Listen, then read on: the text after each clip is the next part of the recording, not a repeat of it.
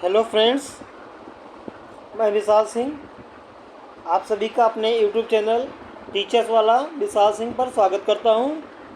तो फ्रेंड्स, आज हम सब लोग चाइल्ड डेवलपमेंट एंड पेडागोजी का प्रीवियस ईयर प्रैक्टिस करेंगे। जो प्रीवियस ईयर क्वेश्चन आए हुए हैं 30 क्वेश्चन लेंगे फ्रेंड्स इस सेशन में। तो फ्रेंड्स, सीटेट में क्वेश्चन बार बार रिपीट करता है। सीटेट की परीक्षा में बार बार क्वेश्चन रिपीट होते हैं, इसलिए आप सभी को सीटेट का प्रीवियस ईयर पेपर ज़रूर सॉल्व करना चाहिए। आपको सीटेट पास होने में बहुत आसानी हो जाएगी। यानी सीटेट पास होना है तो प्रीवियस ईयर पेपर को सॉल्व ही करना है। बिना प्रीवियस ईयर पेपर सॉल्व किए सीटेट पास करना आसान नहीं होगा, क्योंकि इससे दो फ़ायदा होगा आपका। पहला कि आपको एक पता चल जाएगा किस प्रकार से सीटेट क्वेश्चन पूछता है, क्वेश्चन का बेस पता चल जाएगा, क्वेश्चन का मॉडल। और दूसरा, सीटेट में क्वेश्चन काफ़ी रिपीट करता है कई बार। अगर जितने बार परीक्षा में आपका सीटेट परीक्षा हुई है उसको सभी पेपर को आपने सॉल्व कर लिया तो ये समझ लीजिए आपका सीटेट बिल्कुल आसानी से पास हो गया। कुछ और पढ़ने की ज़रूरत ही नहीं है, इतना आसान होता सीटेट पास करना। तो फ्रेंड्स, हम लोग सीटेट के 30 क्वेश्चन में से पहले क्वेश्चन की तरफ देखते हैं कि पहला क्वेश्चन क्या कहता है। आगे बढ़ते हैं।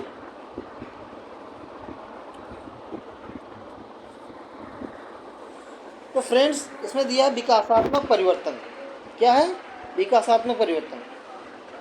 यानी क्या है? इसमें विकल्प देखते हैं। सभी संस्कृतियों के बच्चों में सार्वभौमिक गति से होते हैं। यानी विकासात्मक परिवर्तन जो है सभी संस्कृतियों के बच्चों में सार्वभौमिक गति से होते हैं। फिर दूसरा विकल्प क्या कह रहा है? विकासात्मक परिवर्तन मध्य बाल्यकाल तक बहुत तेज गति से होते हैं और फिर रुक जाते हैं। तीसरा क्या कहता है आपका? विकासात्मक परिवर्तन हमेशा एक रैखिक तरीके से होता है और एक आयामी होता है। फोर्थ ऑप्शन क्या कह रहा है? विकासात्मक परिवर्तन वंशानुगत कारक और पर्यावरणीय प्रभावों की परस्पर क्रिया है। तो फ्रेंड्स, आपका विकल्प कौन सा सही हो जाएगा? D option is right option, क्योंकि जो विकासात्मक परिवर्तन होता है वंशानुगत कारक और पर्यावरण प्रभावों की परस्पर क्रिया से होता है, न कि केवल वंशानुक्रम या केवल वातावरण के प्रभाव से ही बालक के विकास की दिशा व गति को निर्धारित नहीं किया जा सकता है, बल्कि इन दोनों के अंतःक्रिया के माध्यम से विकास की दिशा व गति का निर्धारित कर सकते हैं। जन्म से लेकर विकास को, यानी जन्म से संबंधित विकास को वंशानुक्रम और समाज से संबंधित विकास को वातावरण कहते हैं। यानी जो बच्चे का जन्म से संबंधित विकास जो होता है और वंशानुक्रम से जो जन्म से संबंधित विकास को वंशानुक्रम और समाज से जो संबंधित विकास होता है उसको वातावरण कहते हैं। यानी जो जन्म से विकास हुआ उसको वंशानुक्रम बोले और समाज से जो विकास हुआ उसको वातावरण बोलते हैं। इसलिए अच्छे वंशानुक्रम के प्रभाव में, यानी अच्छे वंशानुक्रम का अभाव है में अच्छा वातावरण निष्फल हो जाता है। यानी अच्छा वंशानुक्रम नहीं है तो आप चाहे जितना अच्छा वातावरण दे देंगे बच्चे को, लेकिन उतना विकास नहीं होगा, अच्छे से डेवलप नहीं कर पाएगा। इसलिए कहते हैं कि बालक की मूल प्रवृत्तियों में वंशानुक्रम और पर्यावरण प्रभाव बहुत महत्वपूर्ण होता है, बहुत ज़रूरी होता है। बिना इसके विकासात्मक परिवर्तन संभव नहीं है। तो फ्रेंड्स, यानी इस विकल्प में कौन सा हो गया? फोर्थ ऑप्शन आपने देखा। फिर अगला क्वेश्चन की तरफ हम लोग आगे बढ़ते हैं। सेकंड क्वेश्चन, ठीक।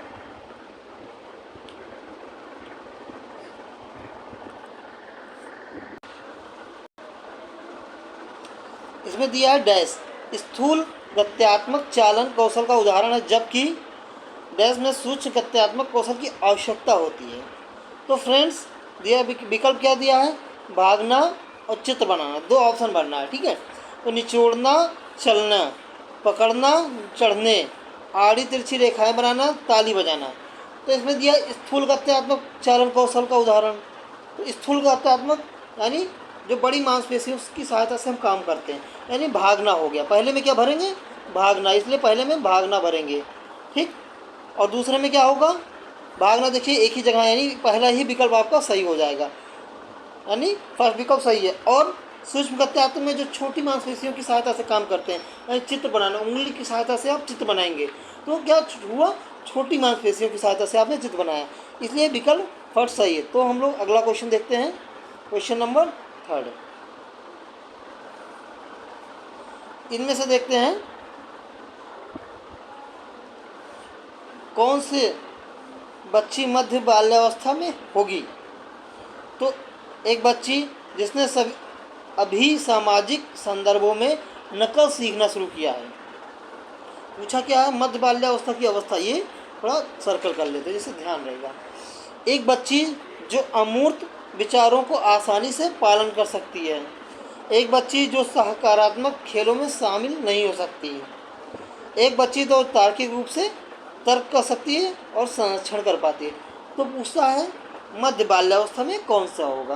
तो फ्रेंड्स इसमें देखते हैं, तो फ्रेंड्स इसमें क्या हो जाएगा, आपका विकल्प नंबर डी सही है, क्योंकि जब एक बच्ची मध्य बाल्यावस्था में होती है तो वह तार्किक रूप से तर्क कर लेती है और संरक्षण भी कर पाती है, क्योंकि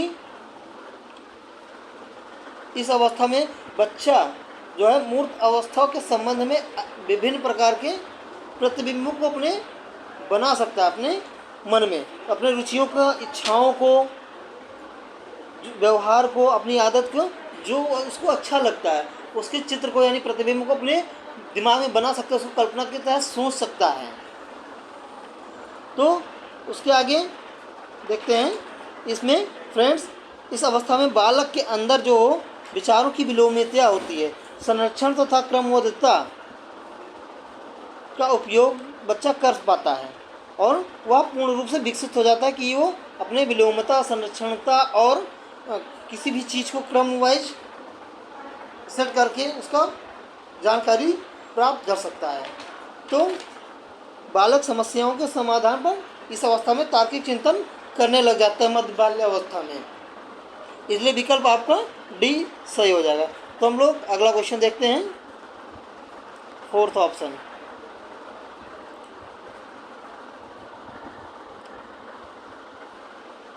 दिया है कथन और निष्कर्ष वाले हैं, यानी अब कथन और कारण वाले क्वेश्चन हैं।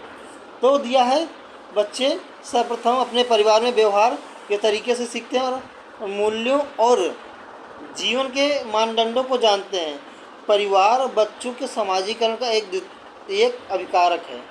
तो द्वितीयक तो है नहीं फ्रेंड्स, क्योंकि परिवार जो बच्चों का सामाजिक कारक है, का प्राथमिक कारक, बच्चों के समाजीकरण का प्राथमिक कारक है परिवार, इसलिए तो जहाँ जहाँ पे द्वितीयक का आर तो सही माना तो उसको हम पहले कट कर देते हैं। विकल्प पढ़ते हैं, ए आर दोनों सही है, आर सही व्याख्या करता है ए की, ये और आर दोनों सही हैं लेकिन आर सही व्याख्या नहीं करता है ए की, ये सही है लेकिन आर गलत है, ये और आर दोनों गलत हैं। तो फ्रेंड्स इसमें विकल्प आपका होगा 3rd ऑप्शन, क्योंकि बच्चे जो होते हैं अपने परिवार में अपने परिवार के व्यवहार तौर तरीके को सीखते हैं और अपने आने वाले जीवन में उसके मूल्यों को आगे बढ़ाते हैं। और कारण क्या कह रहे हैं इसमें, परिवार बच्चों के समाजीकरण का द्वितीय अभिकारक है, ना कि द्वितीय अभिकारक नहीं है बल्कि प्राथमिक अभिकारक है।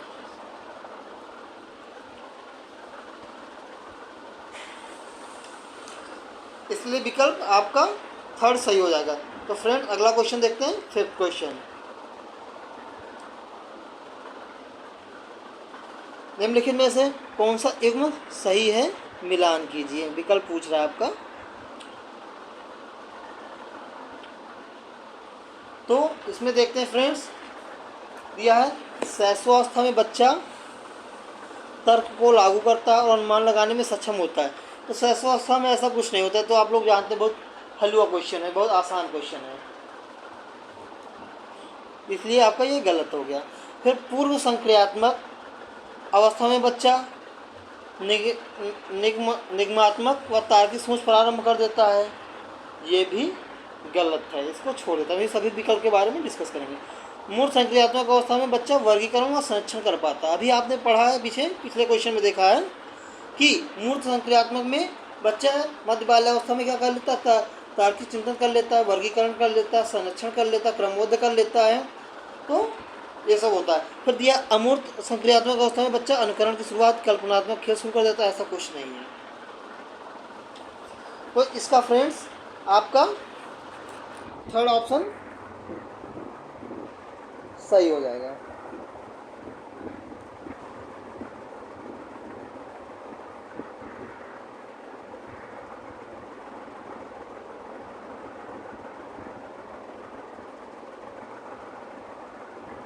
ये हो गया आपका थर्ड ऑप्शन। तो फ्रेंड्स मूर्त संक्रियात्मक अवस्था में बच्चा वर्गीकरण व संरक्षण कर पाता है, क्योंकि इस अवस्था में बच्चा अच्छे से तर्क कर लेता है। किसी भी विषय के बारे में वो तर्क करने के लिए योग्य हो जाता है। बालक में पहचानना, विभेदीकरण करना यानी अलग अलग कर लेता है, और वर्गीकरण के गुण भी पाए जाते हैं। इसमें बालक के अंदर तर्क चिंतन का विकास प्रारंभ हो जाता है तथा बालक अनेक तार्किक क्रियाएं करने में समर्थ हो जाता है। वस्तुओं के वाह व सतही अंदर अब उसे भ्रमित करके मूर्ख नहीं बना पाते हैं। जब सूचनाएं मूर्त होती हैं तब वे ठीक ढंग से उनकी तुलना भी कर सकते हैं। जैसे मूर्त संक्रियात्मक अवस्था कितने वर्ष से होती है फ्रेंड? 7 से लेकर 11 वर्ष तक की मानी जाती है। 7 से 11 वर्ष तक की मूर्त संक्रियात्मक अवस्था होती है। तो यानी 7 से 11 वर्ष का बच्चा जो होता है वर्गीकरण व संरक्षण कर पाता है। ये जीन पियाजे ने नियम दिया है, और यह जीन पियाजे के संज्ञानात्मक विकास का तीसरा नियम है, तीसरी अवस्था कहा जाता है इसको। फ्रेंड्स अगला क्वेश्चन देखते हैं। क्वेश्चन नंबर आपका 6 नंबर है।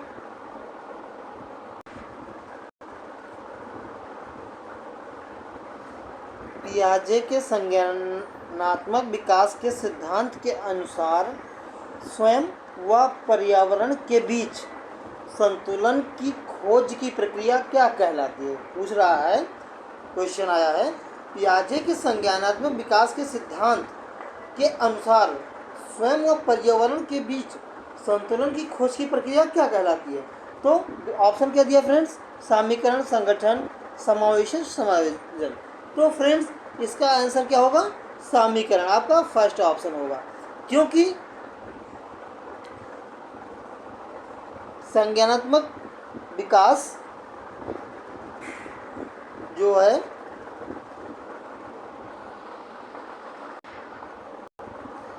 तो पियाजे के संज्ञानात्मक विकास के सिद्धांत के अनुसार स्वयं व पर्यावरण के बीच संतुलन की खोज की प्रक्रिया क्या कहलाती है? सामीकरण कहलाती है।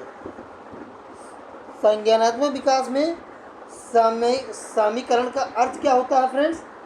सामीकरण का अर्थ यह होता है कि संतुलन बनाना, व्यक्तियों के मानसिक स्कीमा या ढांचे और पर्यावरण के बीच का संतुलन बनाना, संतुलन के बीच की स्थिति को ही क्या कहते हैं? सामीकरण कहते हैं।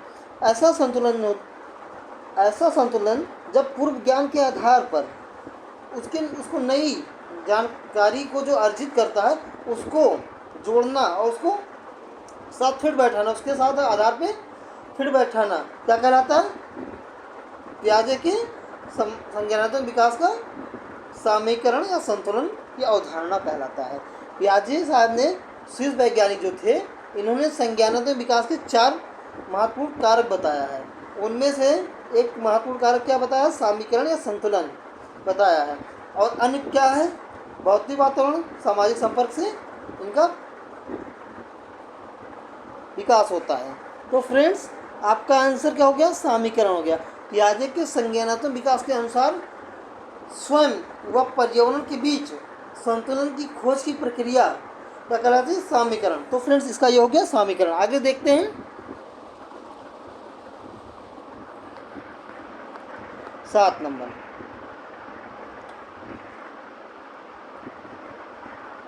आ गया वाइगोत्स्की।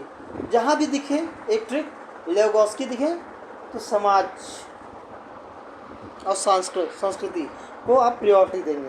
तो चलिए पहले क्वेश्चन को देखते हैं। तो निम्नलिखित में से कौन सा कथन लेव वाइगोस्की के बारे में विचार का सही प्रकार दर्शाता है?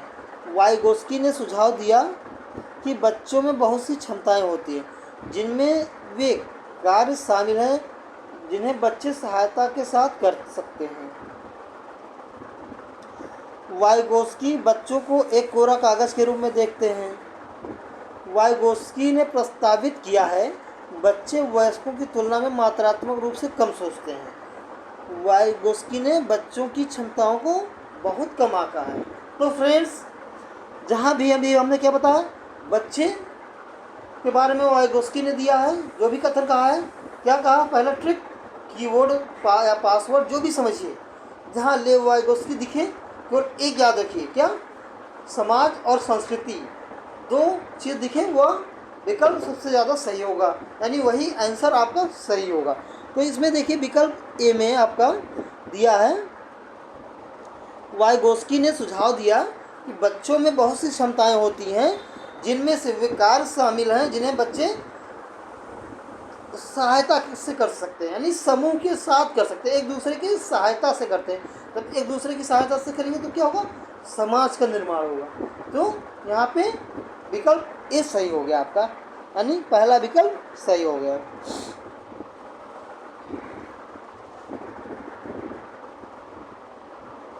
क्योंकि सहायता में अपने मित्र मंडली, जो क्लासमेट होंगे, परिवार से, उन लोगों की सहायता किसे करेंगे तो वहाँ पे समाज का निर्माण हो रहा है, इसलिए पहला विकल्प सही है। तो फ्रेंड्स, अगला क्वेश्चन देखते हैं, 8वां। ये भी बहुत अच्छा क्वेश्चन है। एक शिक्षिका किस संरचना का इस्तेमाल करती है जब वह एक बच्ची की जिज्ञासा पहेली बनाने में मदद करती है? इशारे व संकेतों से। पहला, इशारे व संकेत से क्या करेंगे? हमने बताया था क्या? पहाड़ होगा, पहले तो होगा इसके फोल्डिंग जिसे बोलते हैं। तो विकल्प देखते हैं क्या क्या दिया है। स्वतंत्र खोज, पहाड़, उद्दीपन, अनुसरण।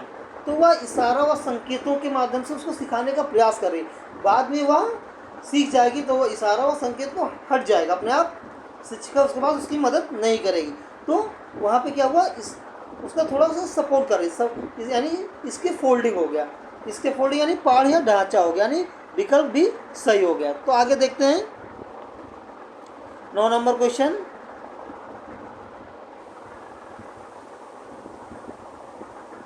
एक बाल केंद्रित कक्षा व्यक्तित्ववादी होती है और एक कठोर संरचित पाठ्यक्रम का अनुसरण करती है, अभिकथन है।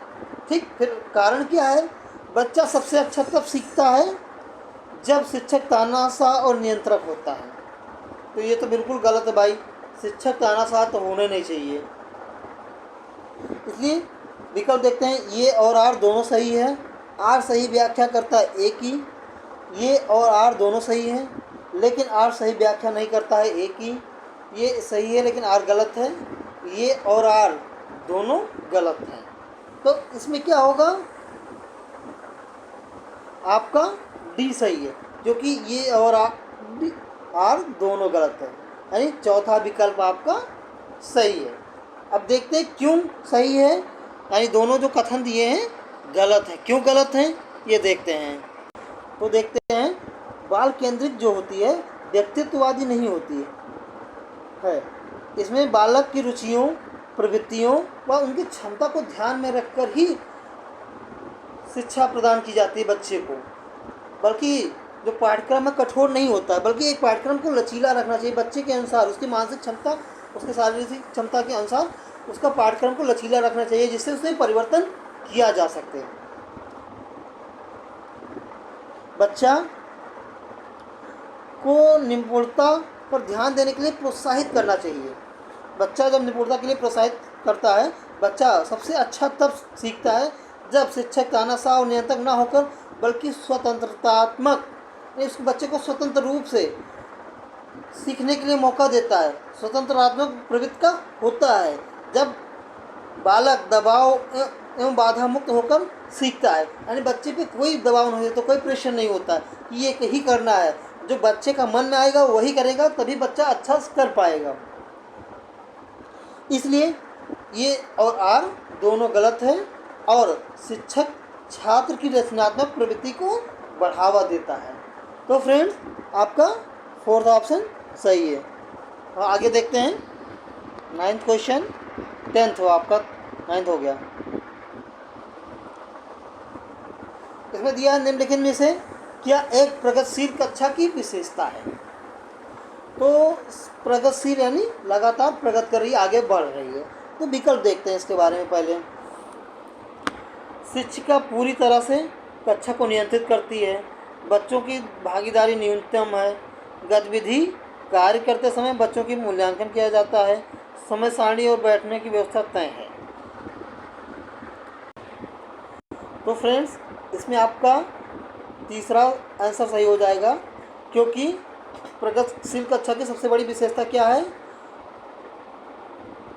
प्रगतिशील कक्षा में जो गतिविधियाँ होती हैं या कार्य करते समय बच्चों को कार्य करने की क्षमता का मूल्यांकन किया जाता है, क्योंकि हर बच्चे की क्षमता अलग होती है और वो अपने क्षमता में विश्वास करता है।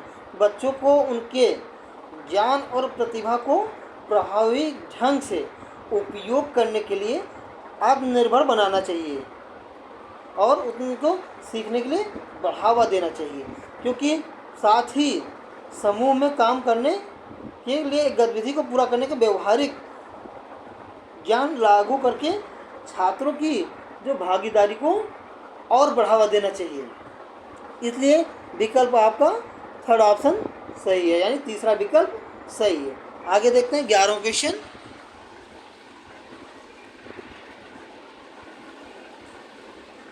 आइए जीन प्याजे को देखते हैं। चलिए फ्रेंड्स, इसको देखते हैं।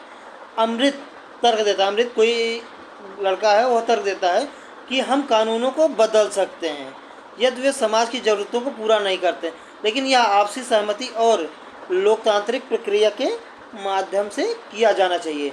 लॉरेंस कोहलबर्ग के अनुसार अमृत नैतिक तर्क की किस अवस्था में आता है। यानी फ्रेंड्स, ये क्वेश्चन लॉरेंस कोहलबर्ग के नैतिक विकास के बारे में दिया है, जो उन्होंने नैतिक तर्कणा के बारे में बताया है।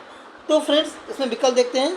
सामाजिक व्यवस्था अभिविन्यास, सामाजिक अनुबंधन अभिविन्यास, सार्वभौमिक नैतिक सिद्धांत अभिविन्यास, अच्छा लड़का अच्छी लड़की अभिविन्यास। क्योंकि उसमें कह रहा है लोकतांत्रिक प्रक्रिया के माध्यम से परिवर्तन किया जाना चाहिए, क्योंकि आपसी सहमति और लोकतांत्रिक प्रक्रिया से, यानी सबका सहमति ले रहा है, तो यानी समाज का निर्माण कर रहा है। तो सामाजिक अनुबंधन अभिविन्यास हो जाएगा, यानी आपका इसे दूसरा आंसर सही हो जाएगा। अमृत तर्क देता है कि कानून को बदल सकते हैं यदि वे समाज की ज़रूरत को पूरा ना कर रहे हों। तो सामाजिक अनुबंधन अभिविन्यास की अवस्था में आता है। इस अवस्था में बच्चों को जो सही लगता है वही करते हैं तथा वे स्थापित नियमों में सुधार की आवश्यकता के बारे में भी विचार करने लगते हैं कि अगर ये गलत है तो इसको सबके सहायता से सबसे बातचीत करके अपना सामंजस्य बिठा के इस नियम को परिवर्तन किया जा सकता है। व्यक्तिगत मूल्यों तथा विचारों के प्रति जागरूकता व के फलस्वरूप आम सहमति पर पहुंचने के लिए कार्यरत नियमों पर बल दिया जाने लगता है इसमें, क्योंकि जो सब अपना व्यक्तिगत विचार है उससे अपना विचार सबके सामने रखेंगे और उनसे सलाह मांगेंगे कि इसमें कुछ संशोधन करके हम अपने समाज में परिवर्तन कर सकते हैं। तो इसलिए विकल्प आपका सेकेंड सही होगा, सामाजिक अनुबंध अभिविन्यास कोहलबर्ग के अनुसार। फिर आगे देखते हैं 12 नंबर। आइए आ गया हावर्ड गार्डनर की बहुबुद्धि का सिद्धांत से क्वेश्चन बना हुआ है। आगे देखते हैं इसमें। हावर्ड गार्डनर के सिद्धांत में डैश बुद्धि के व्यक्तियों में अपनी पहचान, मानव अस्तित्व और जीवन के अर्थ में संवेदनशील अवस्था है। प्रकृतिवादी, भाषाई, अंतर्वैयक्तिक, अंतःवैयक्तिक। तो फ्रेंड्स, इसमें आपका फोर्थ ऑप्शन सही हो जाएगा, क्योंकि हावर्ड गार्डनर के सिद्धांत में अंतःवैयक्तिक बुद्धि में अपनी पहचान, मानव अस्तित्व और जीवन के अर्थ के बारे में संवेदनशीलता होती है। इसमें अपनी निजी भावनाओं, अपनी इच्छाओं की अभिज्ञता ज़्यादा होती है, क्योंकि अपनी इच्छा को ही ज़्यादा, जो अपने मन में आता है वही बात को ही वो सीखता है, उसको ज़्यादा बढ़ावा देता, प्रायोरिटी देता है। इसके अंतर्गत व्यक्ति को अपनी शक्ति तथा कमजोरियों का ज्ञान होता है और उस ज्ञान को दूसरे व्यक्तियों के साथ सामाजिक अंतःक्रिया में उपयोग करके, यानी उसका उपयोग करता है, उपयोग करके ऐसा कौशल सम्मिलित है जिसमें वह अन्य व्यक्तियों के प्रभावी संबंध स्थापित कर सकता है। अतः अंतः वैयक्तिक बुद्धि वाले व्यक्ति खुद के बारे में अधिक जानने वाले होते हैं। नहीं, वो अपने विचार, अपने बारे में ही अधिकतर विचार करता रहता है कि हम ये कर रहे हैं, हमारे बारे में क्या है, हम दिखने में कैसे हैं, हम क्या कर पाते हैं, क्या नहीं कर पाते, हमारी क्या कमियां हैं, क्या अच्छाइयां हैं, तो वह अपने बारे में ही अधिकतर सोचता रहता है। तो फ्रेंड्स, आपका विकल्प इसमें फोर्थ सही है। आगे देखते हैं।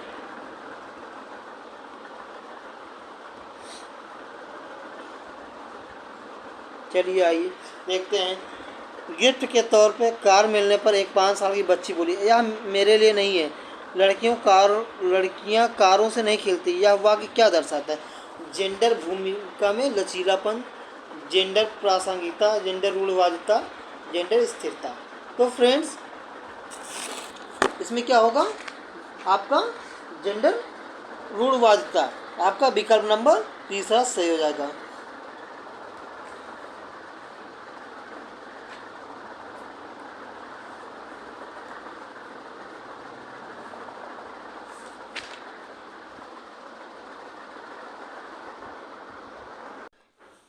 तो फ्रेंड्स, इसमें जो लड़की को कार दिया गया गिफ्ट, वह कहती है मेरे लिए नहीं, लड़कियां कार से नहीं खेलती हैं। तो इसमें जेंडर रूढ़िवादिता दर्शाता है, क्योंकि लड़कियां जो है कपड़े, गहनों, बाल सजाने के लिए तरीके, गुड़िया के साथ खेलना आज में ज़्यादा रुचि रखती हैं, यानी उनको यह अच्छा लगता है। बल्कि लड़कों की विशेषताएं के प्रति आम धारणा को विश्वास या जेंडर रूढ़िवादिता कहलाता है। लड़का और लड़की के बीच में अंतर रखना क्या है? जेंडर रूढ़िवादिता है, और ये बहुत हानिकारक होता है। रूढ़िवादिता जो होती है, जेंडर रूढ़िवादिता, क्योंकि यह व्यक्तिगत क्षमताओं को विकसित करने के विकल्प को सीमित कर देती है। तो आपका आंसर क्या हो जाएगा? इसमें थर्ड सही है, यानी जेंडर रूढ़िवादिता हो गया। फिर आगे देखते हैं 14 क्वेश्चन। कक्षा में संस्कृति व भाषाई भिन्नताओं को ध्यान में रखते हुए कौन सी नीति प्रभावी होगी? मानकीकृत व कठोर पाठचर्या को पालन करना, पाठचर्या हमेशा लचीला होना चाहिए, और नेगेटिव टैग बोर्ड हो गया। ये चीज आपका यहाँ से विकल्प कट जाएगा। फिर आगे देखते हैं प्रत्यक्ष निर्देशों के तरीकों का उपयोग। कक्षा में प्रतिस्पर्धा की भावना को बढ़ाना। प्रतिस्पर्धा क्या है? निगेटिव टैग वर्ड, इसलिए कट गया। कठोर, निगेटिव टैग वर्ड कट गया। फिर देखते हैं विभिन्नताओं को अभाव में के रूप में न देखना। विभिन्नताओं को अभाव के रूप में न देखना, बल्कि अवसर के रूप में देखना। विभिन्नताओं को अवसर के रूप में देखना चाहिए, यानी विकल्प आपका फोर्थ सही है ज़्यादा।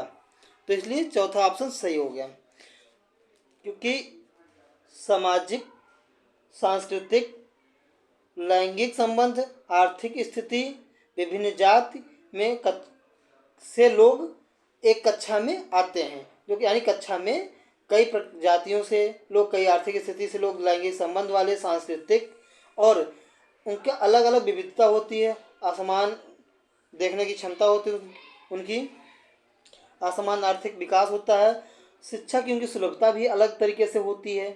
तो क्या करते हैं? उसको अभाव के रूप में ना देखें, बल्कि अवसर के रूप में देखें, क्योंकि उनकी सहायता से और बच्चों को सीखने में मदद मिलेगी एक दूसरे से। तो इससे बच्चा ज़्यादा सीखेगा, बच्चे का ज़्यादा विकास होगा। 15 नंबर देखते हैं अगला क्वेश्चन। राष्ट्रीय शिक्षा नीति 2020 प्रस्तावित करती कि मूल्यांकन, यानी NEP 2020 की कहती क्या है? मूल्यांकन के बारे में। मूल्यांकन शैक्षणिक वर्ष में एक बार ली जाने वाली औपचारिक परीक्षाओं के माध्यम से किया जाना चाहिए, ऐसा नहीं है। NEP कहती है मूल्यांकन सतत होना चाहिए। एक निश्चित अवधि में बच्चे की प्रगति का पता लगाने के लिए महत्वपूर्ण है। सभी सभी शैक्षिक गतिविधियों का केंद्र होना चाहिए। योग्यता के क्रम में बच्चों को रैंक देने के लिए महत्वपूर्ण है। तो इसमें देखते हैं कौन सा सही होगा।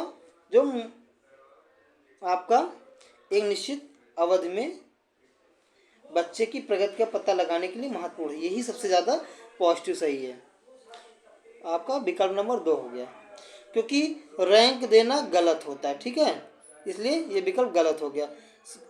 सभी शैक्षिक केंद्र गतिविधियों का केंद्र होना चाहिए, ऐसा कोई ज़रूरत नहीं है, बच्चा केंद्र में होना चाहिए, ये ज़रूरत है। फिर आगे देखते हैं,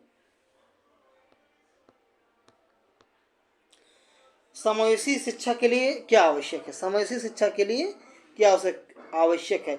बच्चों में यानी विद्यार्थियों में क्षमता आधारित कठोर समूहन,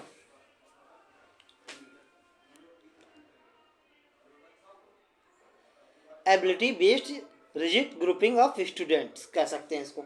व्यक्तिगत मतभेदों को ध्यान और सम्मान, विशेष विद्यार्थियों के लिए केवल व्यावसायिक शिक्षा, वो विद्यार्थी जिन्हें दिव्यांगता है उनके बारे में रूढ़वादिता बनाना। तो इसमें फ्रेंड्स आपका आंसर हो जाएगा दूसरा, सेकेंड नंबर, क्योंकि व्यक्तिगत मतभेदों का ध्यान और सम्मान, क्योंकि जो भी व्यक्तिगत मतभेद है उसको ध्यान देना चाहिए, उसको सम्मान करना चाहिए, ना कि उसको अवॉइड करना चाहिए।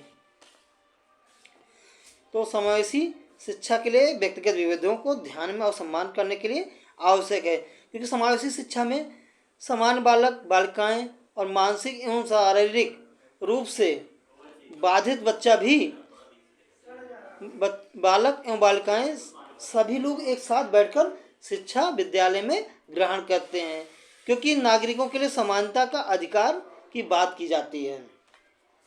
इसके अंतर्गत विशिष्ट बालक भी सामान्य बालकों की तरह जरूरती समझे जाते हैं, यानी महत्वपूर्ण माने जाते हैं। इसमें शिक्षा का एक ऐसा प्रारूप तैयार किया गया है जिसमें बालकों का समान शिक्षा का अवसर प्राप्त हो और वह समाज में सामान्य श्रेणी के लोगों की तरह अपना जीवन यापन कर सके, ना कि विशेष की तरह। तो फ्रेंड्स इसमें इसका विकल्प आपका सेकेंड हो गया, यानी दूसरा विकल्प सही है। तो आगे देखते हैं 17 नंबर, निम्नलिखित में से कौन सा व्यवहार पठन वैकल्प की पहचान है। तो पठन वैकल्प क्या है, डिसलेक्सिया, क्या बोलते हैं इसको, डिसलेक्सिया, DYS, एक मिनट इसको रफ भी कर देता हूँ,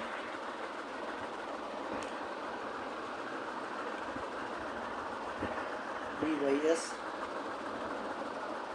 लेक्सिया, LEXI, ये डिसलेक्सिया हो गया, डिसलेक्सिया हो गया, क्योंकि पठन वैकल्प क्या है, डिसलेक्सिया। डिसलेक्सिया का क्या है, B को D के रूप में लिखना, 21 को 12, B को D के रूप में लिखना और 21 को 12 के रूप में लिखना, कम ध्यान अवधि, अत्यधिक शारीरिक गतिविधि, बार बार स्वभाव बदलना, अपमानजनक व्यवहार करना।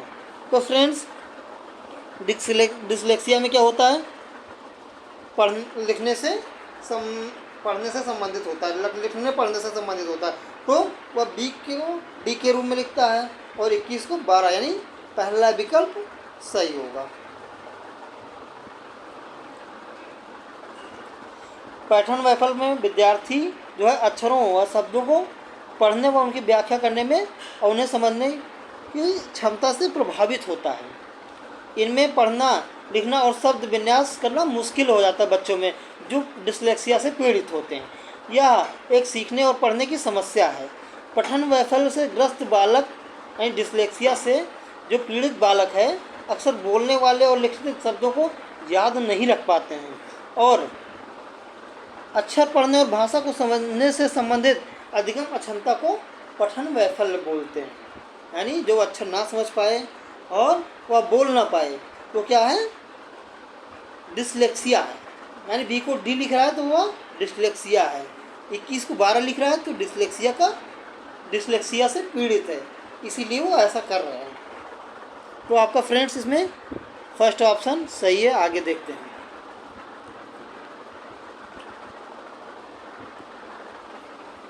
वे विद्यार्थी जिन्हें स्वालीनता है उनकी पहचान उनके सामने आने वाले किस क्षेत्र की चुनौती से की जा सकती है? अभिव्यंजक और ग्रहणशील संचार में चुनौती, एक निश्चित दिनचर्या का पालन करने में चुनौती, सूचना को याद रखने में चुनौती, स्थूल गत्यात्मक कौशल में चुनौती।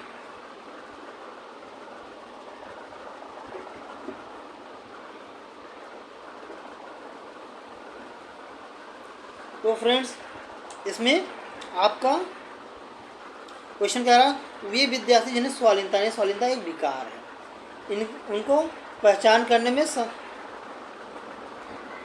समस्या आती है, लोगों को पहचानने में समस्या आती है और ग्रहण करने में, कोई चीज़ डाटा को पहचानना और ग्रहण करने में, अडॉप्ट करने में उनको समस्या आती है, उससे चुनौती महसूस करता है।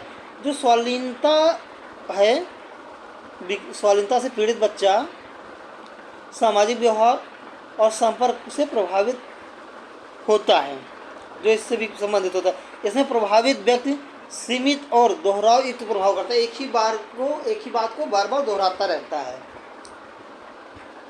जैसे एक ही काम को बार बार दोहराना, इसमें ग्रस्त विद्यार्थी को दूसरों के साथ संबंधित होना कठिन हो जाता है, इसलिए उन्हें अभिव्यंजक और ग्रहणशील संचार करने में चुनौतियों का सामना करना पड़ता है। यानी विकल्प नंबर पहला आपका सही है।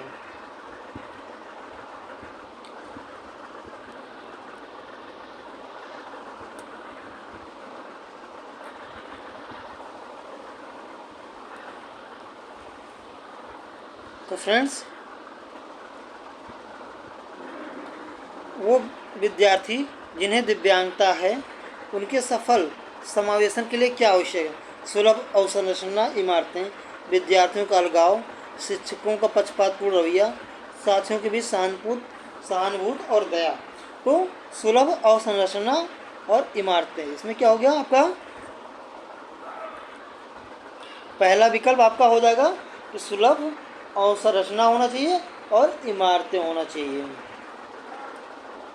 क्योंकि यह महसूस किया जाता है कि दिव्यांग विद्यार्थी को अपनी गतिशीलता और स्वतंत्र कार्य करने के लिए विद्यालयी पर्यावरण यानी स्कूली पर्यावरण से विशेष व्यवस्था की आवश्यकता होती है। वह विद्यार्थी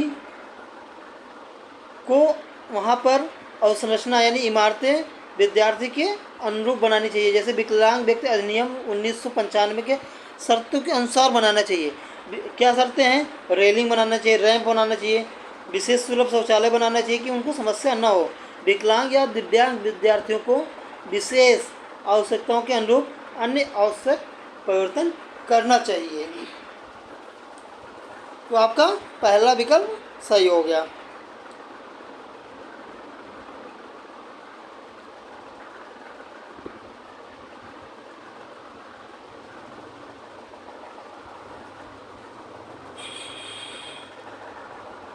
आगे देखते हैं फ्रेंड्स, अगला क्वेश्चन 20 नंबर आपका। निम्नलिखित में से कौन सा अभ्यास विविध अधिगम प्राथमिकता वाले विद्यार्थियों को शामिल करने में सहायक होगा? कार्य की प्रासंगिकता, मूल और प्रामाणिकता को कम करना, आसपास के खतरों और विकर्षणों को कम करना, उपकरणों और सहायक तकनीकों तक पहुंच कम करना, विद्यार्थियों की व्यक्तिगत पसंद और स्वायत्तता को प्रतिबंधित करना। तो फ्रेंड्स, इसमें देखते हैं कौन सा सही है आपका। फ्रेंड्स, इसमें आपका सेकंड ऑप्शन सही है।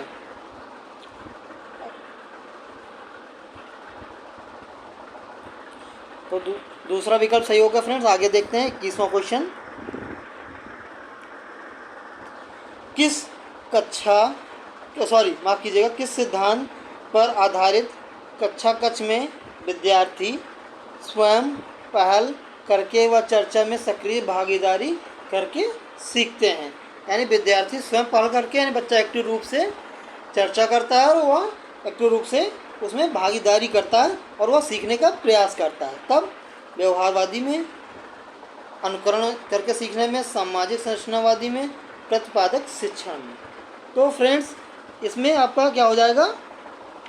आपका तीसरा विकल्प सही हो जाएगा, क्योंकि जो सामाजिक संरचनावादी में वह एक्टिव रूप से सक्रिय भागीदारी के माध्यम से सीखता है। यह कथन किसका है? लेवोगस्की का है। आगे देखते हैं, सार्थक अधिगम क्या है?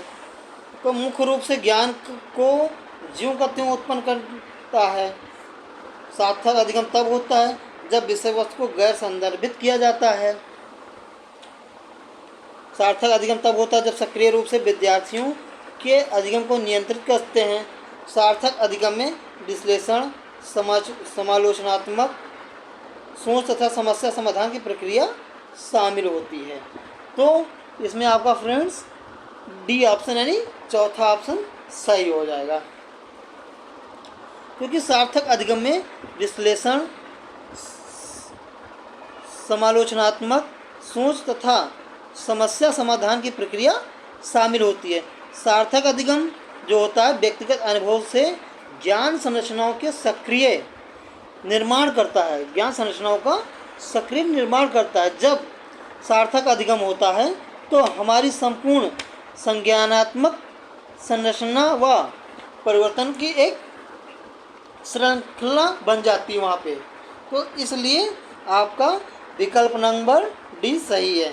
सार्थक अधिगम में विश्लेषण, समालोचनात्मक सोच तथा समस्या समाधान की प्रक्रिया शामिल है।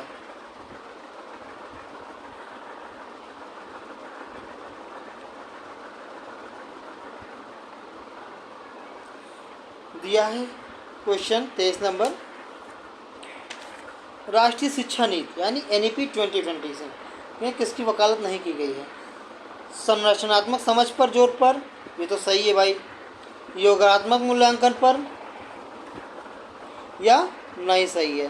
फिर क्या है दिया? पाठ्यक्रम में वृद्धि, ये भी सही है, यानी पहला सही है, तीसरा सही है। फिर आगे देखते हैं, प्रौद्योगिकी के उपयोग में कमी यानी डिक्रीज यूज ऑफ टेक्नोलॉजी, वकालत नहीं की गई, यानी नेगेटिव टैग वर्ड पूछ रहा है। तो संरचनात्मक समझ पर जोर, यानी ये गलत होगा आपका। अरे यार, अरे माफ़ कीजिएगा, गलत हो गया यहाँ पे,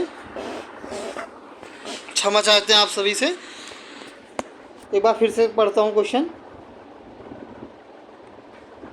निगेटिव आंसर पूछा था। तो राष्ट्रीय शिक्षा नीति NEP 2020 निम्नलिखित में से किसकी वकालत नहीं की गई, यानी निगेटिव आंसर है। तो यहाँ पहले हम क्या माइनस का टिक लगा देंगे कि जिससे ध्यान रहे, अभी जो मैंने गलती की वह आप लोग नहीं करेंगे, आप लोग ध्यान में रखेंगे, नहीं तो पेपर में ऐसे गलती हो जाएगी कि पॉजिटिव क्या पूछा है, निगेटिव। यहाँ पे आंसर निगेटिव पूछा है तो हम लोग आंसर निगेटिव करेंगे, ठीक है।